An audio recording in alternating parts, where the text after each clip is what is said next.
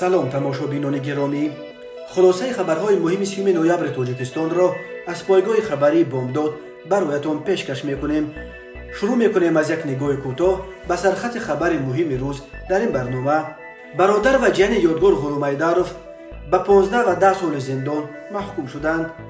تعیین یک زاده تاجیکستان به منصب بلند در وزارت کشاورزی روسیه. دو پسر عبدالمنان شیرالیف را تحت جستجو قرار دادند. در گذشت مطرب مشهور تاجیک رئوف سنگینوف مجازات راننده اتوبوس رقم 28 برای دغلی نسبت به یک زن و فرزند معیوب او. و اکنون تفصیلات خبرها. دو تن از خویشاوندان نزدیک یادگار غلامایدارف، یکی از لیدرهای غیر رسمی پرنفوذ نویه روشن ولایت مختار کوهستان بدخشان، در دوشنبه به سالهای طولانی زندان محکوم شدند. در این باره روز 29 نوامبر سال 2022 ژورنالیست انوره سرکارووا که اساساً رویدادهای ولایت مختار کوهستان بدخشان را پیگیری میکند خبر داد. خود یادگار غلامایدارف 31 ماه سال جاری در جریان یک عملیات ویژه همراه با 4 نفر دیگر در نویه روشن کشته شده بود. بنا به اطلاع انوره سرکارووا، فراموز غلامایدارف برادر 43 ساله یادگار غلامایدارف به 15 سال زندان و دانش اسمتوف 37 ساله جیان او به 10 سال زندان محکوم شدند. بچه عیبدار دانسته شدن فراموز غلامایدارف هنوز معلوم نیست، ولی دانش اسمتوف بنا به اطلاع سرکارووا دادگاه در عضویت در گروه متشکلانه جنایتی گوناگون شناخته است. انوره سرکارووا می نویسد که فراموز غلامایدارف به فعالیت‌های سیاسی یگان ربط نداشت و بازداشت و حکم او یک نوع انتقام از موقع‌گیری‌های برادرش است. دانش اسمتوف ساکن دهه دیرزود نیست. به نوشتن سرکارووا در اعتراضهای ماه مای در دهه ومر مرکز نویه روشن اشتراک نداشت، ولی از تیر اسنایپر زخمی گردیده و دستگیر شد. دانش اسمتوف یک فرزند و تقویش فراموز غلامایدارف 2 فرزند داشتند. غلامایدارف یادگار محمد بیکوویچ سال تولدش 1974 ساکن دهه دیرزود نویه روشن بوده. در سالهای جنگ شهروندی در جبهه طویل‌دره تحت فرمان میرزا زیایف معروف به میرزا جگه فرمانده ارشد اتحاد نیروهای مخالفین می جنگید. بعد امضای سازشنامه صلح او تحت رهبری میرزا زیایف چند سال در وزارت حالتهای فوق‌العاده تاجیکستان کار کرد و سپس به زادگاهش برگشته سالهای آخر در دیرزود زندگی میکرد. در ماه مای و ایون سال 2021 کوشش بازداشت یادگار غلامایدارف که به حمایت از یک اندیهه به قاچاق مواد مخدر گمانبر شده با کارمندان مقامات بر شده بود باعث اعتراضهای عمومی در نویه روشن شد. آن وقت قضیه با میانروی یادگار فیضوف رئیس وقت ولایت مختار کوهستان بدخشان حل شد و یادگار غلامایدارف از جوابگری برای ممانعت و فعالیت نمایندگان حاکمیت خلاص شد. در ماه مای سال 2022 دهه ومر به مرکز اساسی موج نو اعتراضها در بدخشان تبدیل یافت.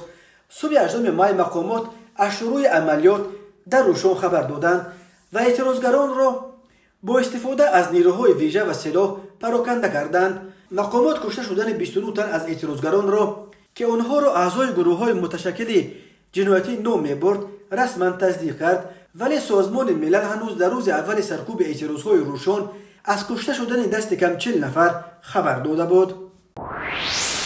زاده شهر دوشنبه ماکسیم اووایدوف معاون وزیر کشاورزی روسیه تعیین شده است. قرار تعیین ماکسیم اووایدوف به این مقام را سروزیر روسیه میخائیل میشوستین امضا کرد. اووایدوف تا کنون در مقام معاون وزیر کشاورزی روسیه کار میکرد. در مقام نو او ایوان لبدیف را که سال 2017 استاندار وزارت کشاورزی بود عوض کرد. لبدیف را یکی از 7 معاون وزیر کشاورزی روسیه تعیین شده است. مقام استاندار یا استاتسکرتر یک مقام اختصاصی به شما رفته در ساختار وزارت از او بلندتر تنها خود وزیر و معاون اول او می ایستند. ماکسیم ایوسوویچ اووایدوف 7 یونی سال 1977 در دوشنبه پایتخت تاجیکستان به دنیا آمده دانشگاه دولتی کوبان را ختم کرده است. او چند سال در ساختارهای تجارتی و دولتی کشور کرسنودار روسیه کار کرده.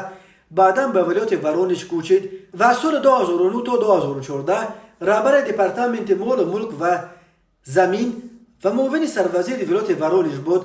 از ماه یولی سال 2018 در مسکو به حیث معاون وزیر کشاورزی روسیه کار میکرد. ماکسیم اووایدوف یگانه زاده تاجیکستان نیست که در روسیه به مقام‌های بلند رسیدند. چون این نفران البته زیاد نیستند ولی هستند. از جمله روز 26 اپریل سال 2022 وکیل شورای محلی نویه عثمان ولایت لیپیتسکی روسیه، دیگر باره اینک بار چهارم ولادیمیر مازوی 72 ساله رو رئیس این نویه انتخاب کردند. ولادیمیر مازو زاده نویه قرغان تپه در جنوب تاجیکستان و رئیس سابق سفخوز تکنیکوم در زمان شوروی در وادی وخش مشهور به نام کویبشف بوده. اینک 15 سال باز رئیس نویه عثمان است. این نویه با 50,000 اهالی و مرکز ماموریش در شهر عثمان در تقریبا 50 کیلومتری جنوب شهر لیپیتسک جایگیر شده است. یک نماینده دیگر خوشنام تاجیکستان در سطح بلند دولتی روسیه، نور محمد خالوف، فرزند دوم رئیس وقت ریاست شورای عالی تاجیکستان محمدالله خالوف است که از 22 نوامبر سال 2013 تا سال 2021 در سمت سفیر روسیه، از 22 نوامبر سال 2013 تا سال 2021 سفیر روسیه در قطر کار کرد. نور محمد خالوف سال 1953 در دوشنبه به دنیا آمده. ختم کرده فاکولته شرق‌شناسی دانشگاه دولتی تاجیکستان است. رحیم عزیزوف زاده شهرک شوراب اسفرای تاجیکستان وکیل دوم دولتی مجلس پایان پارلمان روسیه انتخاب شد. رحیم عزیزوف 58 ساله نخستین وکیل تاجیک در پارلمان روسیه می باشد.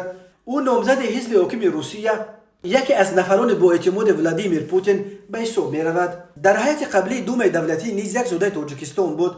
اکسانا خارنژوک زاده دوشنبه است. او سال 1972 در پایتخت تاجیکستان به دنیا آمده.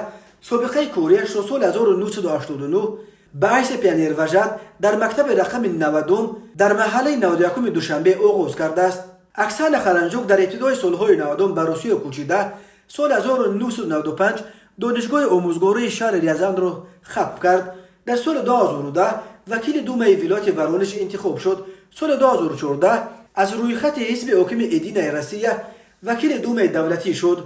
همین طور لیانید دودوجانویچ ریمن، پسر دودوجان توجیف، مدیر کافدرای زبان تاجیکی در دانشگاه دولتی تاجیکستان که در شهر لنین‌آباد به دنیا آمده است، در سالهای 1999 2004 وزیر مخابرات روسیه بود. ریمن فعلا شرکت تلفن‌های موبیلی مژریگانالنی تنزیل تلکام را میچرخاند.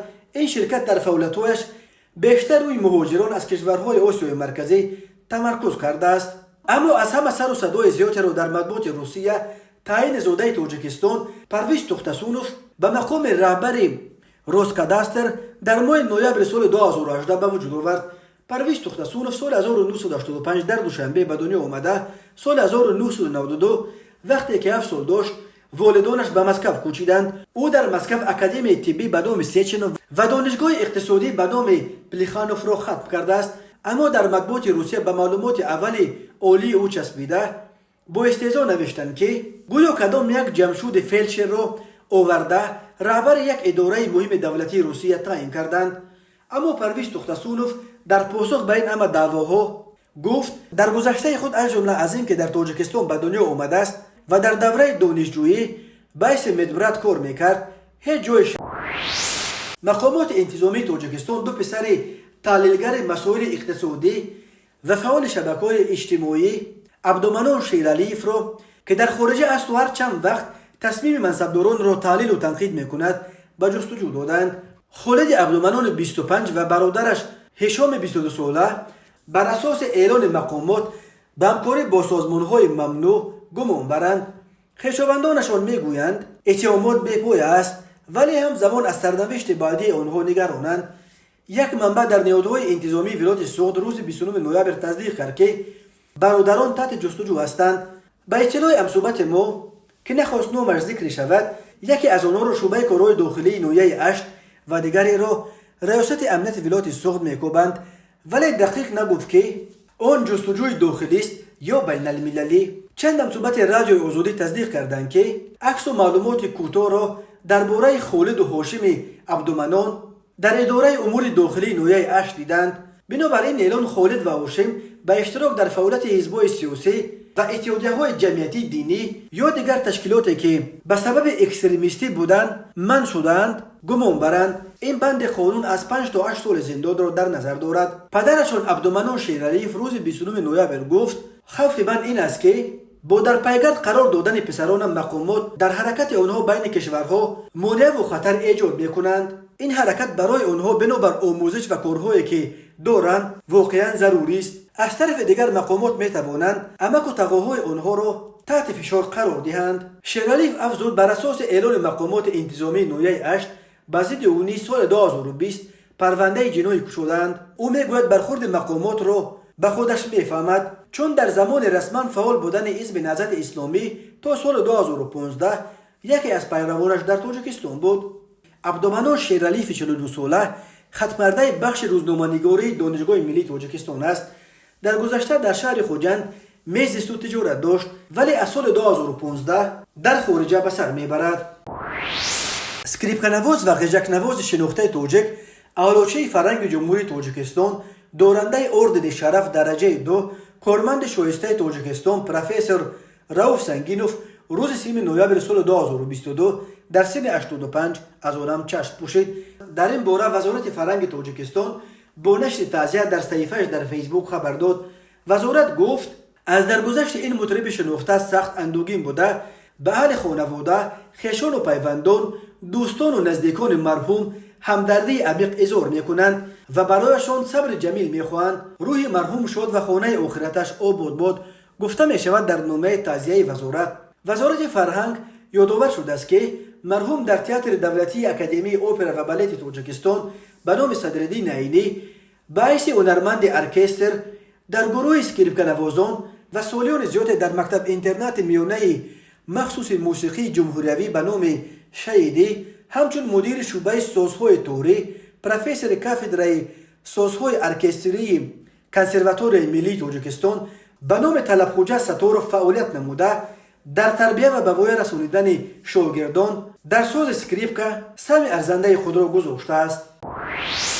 مرکز مطبوعات ریاست وزارت کارهای داخلی دوشنبه روز 3 نوامبر سال 2022 خبر داد که راننده اتوبوس مسافرکش رقم 28 عبدالفیاض لطیفوف را برای رفتار دغلانه و بی‌احترامی نسبت به یک زن عزیزسار و فرزند معیوب او برای 15 روز از حق مسافرکشانی محروم کردند. بنا به اطلاع میلیسیا، یک زن ساکن شهر ایسار به مقامات میلیسیا در آن خصوص مراجعت نموده است که نسبت راننده اتوبوس خط سیر رقم 28 رقم قید دولتیش 296000 چاره‌های دخلدار قانونی اندیشیده شود، زیرا این راننده هنگام خدمت رسانی مسافرکشانی نسبت به او و فرزند معیوبش به احترامی ظاهر نموده است. در نتیجه سنجش معین کرده شده است که راننده نقلیات مذکور لطیفوف عبدالفیاض عبداللهویچ سال تولدش 1974 استقامت کننده دویه فردوسی می باشد.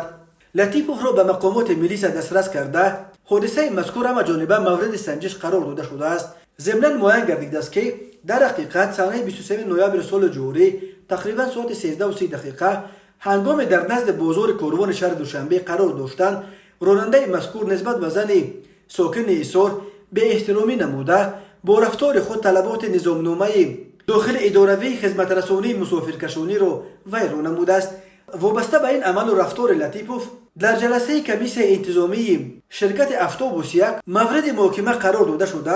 راننده به مدت 15 شبانه روز از فعالیت خدمت رسانی مسافرکشانی محروم کرده شد. میلیسیا دوشنبه تاکید کرده است که زن مراجعت کننده از بررسی و قرار قبول گردیده اظهار قناعتمندی نموده به مقامات میلیسیا برای سنجش همه‌جانبه اظهار منتداری کرده است. روز 28 نوامبر سال 2022 در شهر رباط پادشاهی مراکش اجلاسیه 17 کمیته بین‌الحکومتی عاید به حفظ میراثی فرهنگ غیر مادی یونسکو آغاز به کار کرد. این نشست تا 3 دکامبر دوام یابد. هیئت تاجیکستان را در این اجلاس دبیر مسئول کمیسیون ملی یونسکو زلفیه برهان رهبری میکند. وزارت کارهای خارجی تاجیکستان خبر داد که در نشست رباط نامیناسی‌های مشترک تاجیکستان از جمله کرمک پروری و استحصال عنعنوی ابریشم برای بافندگی، جشن مهرگان، هنر کشیده دوزی در آسیای مرکزی، صنعت ساخت و رباب نوازی و عنعنه نقل لطیفه‌های خواجه نصرالدین افندی مورد بررسی قرار میگیرند. وزارت میگفت است که آیا تاجیکستان امروز با کدام کشورها میخواهد این نامیناسی‌ها را بر روی خط میراث غیر مادی یونسکو پیشبری کند، ولی در سال 2020 هنگام بار اول پیشبری کردن لطیفه‌ها درباره خواجه نصرالدین افندی تاجیکستان را در این تشبث چند کشور آذربایجان، قرقیزستان، ازبکستان، قزاقستان، ترکمنستان و ترکیه همراهی کرده بودند. لطیفه‌ها درباره خواجه نصرالدین افندی در کشورهای آسیای مرکزی، ایران، ترکیه و حتی در برخی کشورهای حوزه بر میانه زمین و نیمکره بالکان معروفند. در حال حاضر از تاجیکستان بر روی خط میراث غیر مادی بشریت موسیقی شش مقام و عید نوروز شامل کرده شده. آش پلو و کشیده دوزی چکن سال 2018 بر روی خط یونسکو وارد گردیدند. به شعبه وزارت کارهای داخلی یک در نویه سینو با عریضه مرد 59 ساله ساکن شهر دوشنبه مراجعت نموده است که 18 مارس سال 2009 مرد 51 ساله ساکن پایتخت با رای فریب به باوریش در آمده از او به مبلغ 83,000 دلار امریکایی محصولات اردی گرفته تا حال مبلغش را برنگردانیده است. از روی این حادثه تفتیشات ادامه دارد. به شعبه وزارت کارهای داخلی در نویه فیض‌آباد با عریضه مرد 30 ساله ساکن نویه مذکور مراجعت نموده است که ماه نوامبر سال 2022 شخص نامعلوم با رای پنهانی وارد خانه استقامتی شده از داخل автомашین تمغه اوپل استرا یک عدد تلفن موبیلی تمغه ردمی و کارت پلاستیکی را دزدیده از جای حادثه غیب زده است. ضرر رسانیده شده 18,000 سومانی را تشکیل می‌دهد. در نتیجه گذراندن چاره‌بینی‌های اپراتیوی جستجویی از جانب کارمندان میلیسیا مرد 50 ساله ساکن نویه ذکر گردیده همچون گمانبر در صادر نمودن جنایت دزدی دستگیر کرده شد. از روی این حادثه‌ها تفتیشات ادامه دارد. تماشابینان عزیز و گرامی، این بود مرور به خلاصه چند خبر مهم امروز تاجیکستان. خبر و گزارش‌های بیشتر از تاجیکستان و درباره تاجیکستان و اطراف آن را در سامانه پایگاه خبری بامداد در این نشانه پیگیری نمایید: www.bomdad.com. خوش باشید.